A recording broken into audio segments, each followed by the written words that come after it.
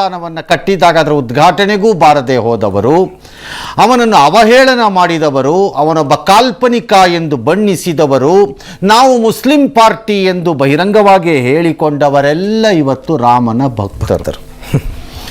ಈ ರಾಮ ಮಂದಿರ ದೇಣಿಗೆ ಕಳ್ಳತನದ ಪರಮಾವಧಿ ಅನ್ನೋದ್ರಲ್ಲಿ ಯಾವ ಅನುಮಾನವೂ ಇಲ್ಲ. ಆ ಕಚಡಗಳಿಗೆ ಹಲ್ಲುದುರಿಸ್ಬೇಕು ಅನ್ನೋದ್ರಲ್ಲೂ ಅನುಮಾನ ಇಲ್ಲ.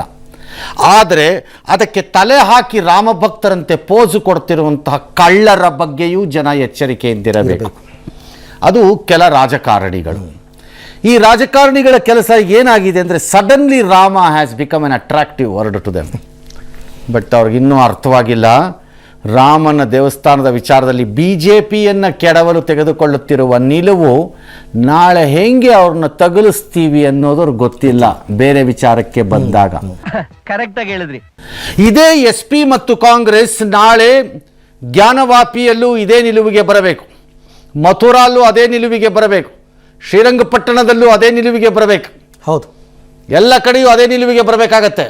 ನಾಳೆ ಬರೀ ರಾಮನ ವಿಚಾರದಲ್ಲಿ ಮಾತ್ರ ಬಂದು ಓಟ್ ಹಾಕಿಸ್ಕೊಳ್ಳೋಕೆ ಟ್ರೈ ಮಾಡಿದ್ರೆ ಆಗಲ್ಲ. ಹಾಗಾಗಿ ಈ ನಕಲಿ ಮತ್ತು ಕೊಟ್ಟಿ ಹಿಂದೂಗಳನ್ನು ಗಂಭೀರವಾಗಿ ತಗೋಬಾರ್ದು. ನಾವು ಗಂಭೀರವಾಗಿ ತಗೊಳ್ಬೇಕಾಗಿರೋದು ಚಂಪಕ್ರಾಯ್ ಎಂಬ ಕಳ್ಳನ ನೇತೃತ್ವದ ತಂಡದ ಬಗ್ಗೆ. ಅರ್ಥ ಮಾಡ್ಕೊಳ್ಳಿ ಮಾತುಗಳನ್ನ. ನಾವು ಅಲ್ಲಿ ಗಂಭೀರವಾಗಿರಬೇಕು. ಅವ್ರಿಗೆ ಹಲ್ಲು ತುರಿಸ್ಬೇಕು ಹಿಡ್ಕೊಂಡು. ಅದಕ್ಕೆ BJPಯವ್ರು ಸಹಾಯ ಮಾಡಿದ್ರೆ ಅವ್ರದ್ದು ಕಾಲು ಮುರಿಬೇಕು, ಅವ್ರದ್ದು ಬೆನ್ನುಮೂಳೆ ಮುರಿದು ಬಿಡಬೇಕು, ಅವ್ರದ್ದು ಒಬ್ಬೊಬ್ಬಂದುವೆ BJPಯವ್ರದ್ದು. ಅದು ಇಂಪಾರ್ಟೆಂಟ್. ಹಾಗಾಗಿ ಹಿಂದೂಗಳು ಈ ರಾಜಕಾರಣವನ್ನು ಅಷ್ಟು ಗಂಭೀರವಾಗಿ ತಗೋಬಾರ್ದು. ನನ್ನ ಪ್ರಕಾರ ನಾವು ಗಂಭೀರವಾಗಿ ತಗೋಬೇಕಾಗಿರೋದು, ಕಳ್ಳರಿಗೆ ಏನು ಮಾಡ್ತೀರಾ ಹೇಳಿ, ಹೊಡೆದು ಸಾಯಿಸ್ತೀರಾ ಸಾಯಿಸಲ್ವಾ ಕಳ್ಳರನ್ನ, ನಮ್ಗೆ ಅಷ್ಟು ಹೇಳಿ ಸಾಕು ಅಷ್ಟೇ. ಅದೇನು ಸರ್, ಮಾರ್ಕ್ಸ್ ಕಾರ್ಡ್ ನೋಡ್ದೇನೆ ಇಷ್ಟು ಕರೆಕ್ಟಾಗಿ ಹೇಳ್ತಾ ಇದ್ದೀರಿ? ಇನ್ನೇನು ಬೇಡ. ಮತ್ತೆ BJPಯವರು ಡ್ರಾಮಾ ಮಾಡಿಕೊಂಡು ಅವ್ರನ್ನ ಸೇಫ್ ಗಾರ್ಡ್ ಮಾಡಿಕೊಂಡು ಹಾಗೇ ತೇಲಿಸ್ಕೊಂಡು ಅಡ್ಜಸ್ಟ್ ಮಾಡ್ಕೊಂಡು ಹೋಗ್ತೀವಿ ಅಂತಂದರೆ ನಿಮ್ಮ ಮೂತಿನ ಜಜ್ಬಿಡ್ತಾರೆ ಜನ. ಹೇಳಿದ್ದೀನಿ ನಾನು ಈಗಲೇ. People are very upset with you, ನಿಮ್ಮ BJP ಜೊತೆ. ಹೌದು, ನೀವು ಕಳ್ಳರ ಸಂತೆಯ ಸದಸ್ಯರಿದ್ದಂಗೆ ಇದ್ದೀರಿ ಅನ್ನೋ ಅನುಮಾನ ಪ್ರಾರಂಭ ಆಗಿದೆ ಅವರಿಗೆ. ಆ ಅನುಮಾನನ ಖಂಡಿತ ಮಾಡಿಸ್ಬಾರ್ದು, ಅಷ್ಟೇ. ನೀವು ಪಕ್ಕಾ ಮಾಡಬಾರ್ದು. ನಾಳೆ ಪ್ರತಿಭಟನೆಗೆ ಪ್ಲಾನ್ ಅಂತೆ. ಉದ್ಘಾಟನೆಗೆ ಬರದೇ ಇದ್ದವರು ದೇವಸ್ಥಾನಕ್ಕೆ ಹೋಗ್ದಿದ್ದರಿಗೆ ಪ್ರತಿಭಟನೆಗೆ ಹೋಗ್ತಾರಂತೆ. ಅದಕ್ಕೆ ಅವ್ರನ್ನ ಗೃಹ ಬಂಧನದಲ್ಲಿ ಇಟ್ಟಿದ್ದಾರಂತೆ.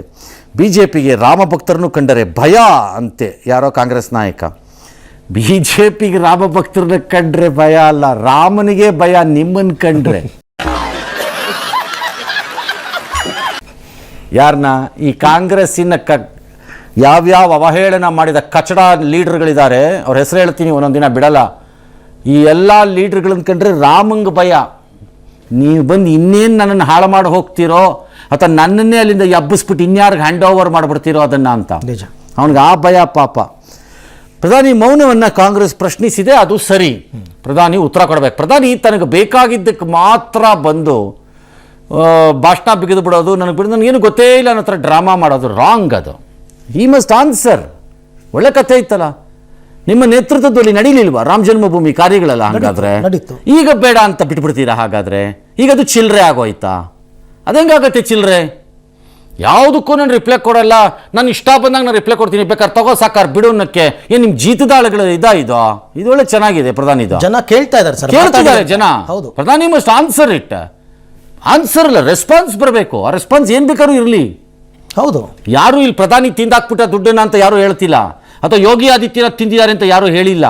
ಆದರೆ ಆ ಕಳ್ಳರನ್ನ ಹೆಂಗೆ ಬಿಟ್ರಿ ಅಂತ ಕೇಳ್ತಿರೋದು. ಕರೆಕ್ಟಾಗಿ ಹೇಳ್ತಿದ್ದೀರಾ ನೀವು. ಶ್ರೀರಾಮಚಂದ್ರನ ಹತ್ತಿರ ಹಣವನ್ನು ಹೊಡೆಯುವ ಹಂತಕ್ಕೆ ಈ ದೇಶದ ಘನತೆ ವೆತ್ತ ಕಚಡ ಪ್ರಜೆಗಳೆಲ್ಲ, ಕೆಲವರೆಲ್ಲ, ಎಲ್ಲರೂ ಅಲ್ಲ ಕೆಲವರು ತಲುಪಿದ್ರು ಅಂದರೆ ಈ ದೇಶ ಎಷ್ಟು ಭ್ರಷ್ಟರ ದೇಶ ಆಗೋಗಿದೆ ಅನ್ನೋದನ್ನು ಲೆಕ್ಕ ಹಾಕ್ಕೊಳ್ಳಿ. ನಿಜ, ಲೆಕ್ಕ ಹಾಕ್ಕೊಳ್ಳಿ.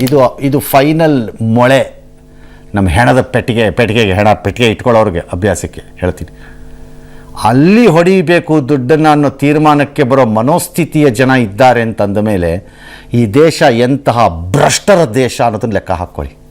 ನೋವಿದೆ, ಆಕ್ರೋಶ ಇದೆ. ಭಾರತ ಭ್ರಷ್ಟರ ದೇಶ, ಅನುಮಾನನೇ ಇಲ್ಲ ಅದರಲ್ಲಿ. ಹೇಳ್ಕೊಳಕ್ಕೆ ಯಾವ ನಾಚಿಕೆನೂ ಪಟ್ಕೋಬೇಡಿ, ಸುಮ್ಮನೆ ಡ್ರಾಮಾ ಮಾಡಬೇಡಿ. ನಾವು ಭ್ರಷ್ಟರ ದೇಶ ನಮ್ಮದು. ನಮಗೆ ಹೇಸಿಗೆ ತಿನ್ನೋ ಅಭ್ಯಾಸ ಬಂದಾಗೋಗಿದೆ ಎಲ್ಲ ಹಂತಗಳಲ್ಲಿ. ಅದನ್ನು ರಿಪೇರಿ ಮಾಡೋಕ್ಕೆ ಸಾಧ್ಯನೇ ಇಲ್ಲ. ಶ್ರೀರಾಮಚಂದ್ರನಿಗೂ ಆಗಲ್ಲ. ಪೆಟ್ಸ್ ಕಟ್ಬಿಡ್ತೀನಿ ಬೇಕಾರೆ. ಇನ್ನು ಜೈರಾಮ್ ರಮೇಶ್ ಹೇಳ್ತಾರೆ, ಪ್ರಧಾನಿ ಮೋಹನ್ ಕೋಟ್ಯಂತರ ಭಕ್ತರ ನಂಬಿಕೆಗೆ ಮಾಡಿದ ಅವಮಾನವಲ್ಲವೇ ಅಂತ. ಏನೋ ಅವ್ರು ಮಾತಾಡದೇ ಇರೋದು. ಜೈರಾಮ್ ರಮೇಶ್, ನೀವು ರಾಮನೇ ಇಲ್ಲ ಅಂತ ಹೇಳಿದಾಗ ಮಿಸ್ಟರ್ ಜೈರಾಮ್ ರಮೇಶ್, ಹೆಸರಿನಲ್ಲಿ ರಾಮ ಇಟ್ಟುಕೊಂಡಿರುವಂತಹ ಘನತೆವೆತ್ತ ವ್ಯಕ್ತಿ ರಾಮನೇ ಇಲ್ಲ ಅಂತ ಅವಹೇಳನ ಮಾಡಿದಾಗ ಅದು ಭಕ್ತರಿಗೆ ಮಾಡಿದ ಅವಮಾನ ಅಲ್ವಾ? ಅವತ್ತು ಕಾಲ್ಪನಿಕ ವ್ಯಕ್ತಿ ಎಂದಿದೆ. ಕಾಲ್ಪನಿಕ ವ್ಯಕ್ತಿ ಅಂತ ಕರೆದಾಗ ಅವಮಾನ ಮಾಡಿದ ಅಲ್ವೇನ್ರಿ ಮಿಸ್ಟರ್? ಬರೀ ಚಿಲ್ಲರೆ ರಾಜಕೀಯ ಮಾಡೋದನ್ನ ನಿಲ್ಲಿಸಬೇಕು. ಏನು ಅಯೋಗ್ಯರಾಗೋದ್ರಿ ಎಲ್ಲರೂ ಬರ್ತಾ ಬರ್ತಾ.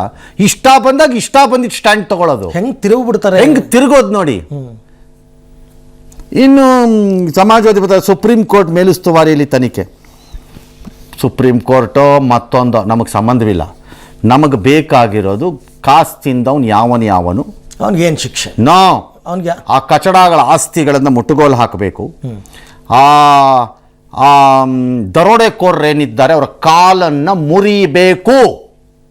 ಒಂದು ವೇಳೆ ಅವ್ರು ಏನಾದರೂ ನಾಳೆ ಜೈಲಿಂದ ಬಿಡುಗಡೆ ಆಗ ಬಂದರೆ ಜನ ಕೂಡ್ದವ್ರನ್ನ ಕಾಣಿಸಿದ್ರು ಸಾಕು, ಹೊಡಿಬೇಕು ಅವ್ರಿಗೆ. ಇದು ಆಕ್ಚುಲಿ ಚೆನ್ನಾಗಿ ಕಾಣಿಸಿದ್ರು ಹೊಡಿಬೇಕು ಅವ್ರಿಗೆ, ಬಿಡ್ಕೂಡ್ದವ್ರನ್ನ ಮಾತ್ರ. ಎಲ್ಲಿ ಕಾಣಿಸ್ತಾರೋ ಅಲ್ಲಿ ಹೊಡಿಬೇಕು. That Champat Rai should not walk around, ಅಲ್ಲಿ ಓಡಾಡಬಾರ್ದು. ರಾಮನ ದೇವಸ್ಥಾನಕ್ಕೆ ಬಹಿಷ್ಕಾರ ಹಾಕ್ಬೇಕಾ ಆ ಗಿರಾಕಿನ ಅವ್ನು ಹಿ ಶುಡ್ ನಾಟ್ ಎಂಟರ್ದು. ಎಂಟ್ರಾಗಿ ಹೋದರೆ ಗಂಜಲ ತಗೊಂಡೋಗಿ ಸ್ವಚ್ಛ ಮಾಡ್ಬೇಕು. ಅವಾಗ ಮಾಡ್ತಿರಲ್ಲ ಬೇರೆದಕ್ಕೆಲ್ಲ, ಹೌದು, ಹಾಗೆ ಸ್ವಚ್ಛ ಮಾಡಬೇಕು. ಅವರು ಪಾಪಿಗಳನ್ನು ಒಳಗೆ ಬಿಡಬೇಡಿ. ಕಣ್ಣು ಮೇಲುಸ್ತುವಾರಿಯಲ್ಲಿ ಗೊತ್ತಾಗಲಿಲ್ಲವಂತೆ. ಮಣ್ಣು ತಿನ್ನಕ್ಕಿದ್ದೇನೆಯಾ ನೀನು ಅಲ್ಲಿಗೆ? ಏನು ತಿನ್ನಕ್ಕಿದ್ದೆ ಅಲ್ಲಿ ನೀನು? ಹಂಗಾದ್ರೆ ದಿನ ಬೆಳಗಾದ್ರೆ ನಿನ್ನ ಕೆಲಸ ಏನು? ಆ ಹುದ್ದೆ ಯಾಕೆ ಬೇಕಾದ? ನಿನ್ನ ಕೆಲಸ ಏನು ಹಂಗಾದ್ರೆ? ನಿನ್ನ ಅಯೋಗ್ಯತನಕ್ಕೆ ಒಂದು ದೇಣಿಗೆಯನ್ನು ಕೌಂಟ್ ಮಾಡ್ಸೋಕ್ಕಾಗಲಿಲ್ಲ ನಿಯತ್ತಾಗಿ ಅಂತಂದ್ರೆ ನೀನು ಇದ್ರೆಷ್ಟು ಸತ್ರಷ್ಟು. ಹೂ ಕೇರ್ಸ್? ಇದಕ್ಕೆ ಆದಿತ್ಯನಾಥ್ ಹೇಳ್ತಾರೆ, ರಾಮಭಕ್ತರ ಮೇಲೆ ಲಾಠಿ ಚಾರ್ಜ್ ಮಾಡಿಸ್ತವ್ರಿಗೆ ಮಾತಾಡ್ತಾರೆ. ಅವ್ರು ಮಾತಾಡಲಿರಿ, ನೀವು ಮಾಡೋ ಕೆಲಸ ಫಸ್ಟ್ ಹೇಳ್ರಿ. ಅವರು ಆಮೇಲೆ ಮಾತಾಡಲಿ ಅವ್ರದ್ದು. ನಿಮ್ದು ಫಸ್ಟ್ ಹೇಳ್ರಿ, ಏನೇನು ಕೊಮಟೆ ಹಾಕ್ತೀರಿ ಇಲ್ಲಿ ಅಂತ. ಅಧಿಕಾರ ತಗೊಂಡ್ರು ರಾಮನ ಹೆಸರು ಹೇಳಿ, ಈಗ ಅವನಿಗೆ ಧೋಕ ಹಾಕಿದ್ರೆ ಎಲ್ಲ ಮೌನಕ್ಕೆ ಶರಣ ಕೂತ್ಕೋತಾರಂತೆ. ಇನ್ನು ಹಗರಣ ಮುಚ್ಚಾಕ್ಬಿಡ್ತಾರೆ. ಯಾವ ಮುಚ್ಚಾಕೋದು? ಈ ಪ್ರಿಯಾಂಕ ಖರ್ಗೆ ಬೇರೆ ಕೆಲಸ ಇಲ್ಲ, ಕಂಡಿದ್ದಕ್ಕೆಲ್ಲ ಭಾಷಣ ಬಿಗಿಯೋದು, ಕಂಡಿದ್ದಕ್ಕೆಲ್ಲ ರೆಸ್ಪಾಂಡ್ ಮಾಡೋದು. ಇನ್ಯಾವುದೋ ಒಂದು ಬಾಕಿ ಇಲ್ಲ. ಅಲ್ಲೆಲ್ಲೋ ಸೌತ್ ಆಫ್ರಿಕಾಲಿ ಏನೋ ಪ್ರಾಬ್ಲಮ್ ಆಗ್ತಿದೆಯಂತೆ, ಫಾರಿನ್ ಅಫೇರ್ಸ್ ಒಂದು ಮಾತಾಡೋಕ್ಕೆ ಸ್ಟಾರ್ಟ್ ಮಾಡಿಬಿಡ್ರಿ ನೀವು ಸುಮ್ಮನೆ. ಜಾಸ್ತಿ ಆಯ್ತಪ್ಪ ಇದು. ಇನ್ನು ಮುಚ್ಚಿಬಿಡ್ತಾರೆ. ಏನು ಮುಚ್ಚಿಬಿಡೋದು? ಈಗ ನಾಗೇಂದ್ರಂದು ಅದ್ಯಾವುದೋ ವಾಲ್ಮೀಕಿ ಹಗರಣ ಏನ್ರಿ ಮಾಡಿದ್ರಿ ನೀವೆಲ್ಲ? ಏನ್ರಿ ಮಾಡಿದ್ರಿ ನೀವು? ಸುಮ್ಮನೆ ಬಿಡ್ತಾರೆ ರೈಲನ್ನು ಕೂತ್ಕೊಂಡು. ಇನ್ನು ಮುಸ್ಲಿಮ್ ಇದ್ದಿದ್ರೆ ಏನಾಗ್ತಿತ್ತು ಅಂತ ಓವೈಸಿ. ಮುಸ್ಲಿಮ್ ಯಾಕೆ ಇರಬೇಕಲ್ಲಿ? ಫಸ್ಟ್ ಆಫ್ ಆಲು ಯಾಕೆ ಇರಬೇಕು? ಆಮೇಲೆ ಮುಸ್ಲಿಂ ಲೀಡರ್ಗಳು ಬಾಯಿ ಮುಚ್ಕೊಂಡಿರೋದು ಸ್ವಲ್ಪ ಒಳ್ಳೇದು ಅನ್ಸುತ್ತೆ. ನಿಮಗೂ ಇದಕ್ಕೂ ಸಂಬಂಧ ಇಲ್ಲ. ತುಂಬಾ ಸೂಕ್ಷ್ಮ ವಿಚಾರ ಇದು ಸೂಕ್ಷ್ಮ. ಬಾಯಿ ಮುಚ್ಕೊಂಡಿರಿ. ಈ ಕಣ್ಣಲ್ಲಿ ಇನ್ನೀ ಏನೇನು ನೋಡ್ಬೇಕೋ ಕಾಣೆ.